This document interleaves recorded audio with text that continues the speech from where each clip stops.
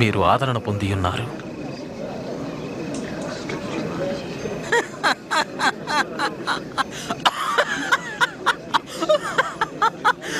అతను ధనికుడి కావాలి లేదు, వట్టి పిచ్చివాళ్లా ఉన్నాడు. అయ్యో, ఇప్పుడు నవ్వుచున్న వారలారా మీకు శ్రమ.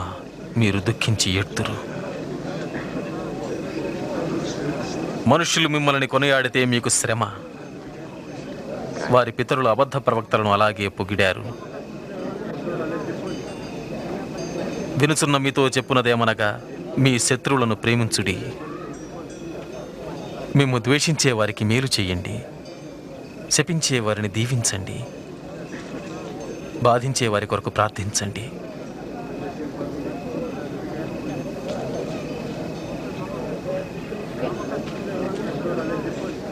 ఎవరైనా ఒక చెంప మీద కొడితే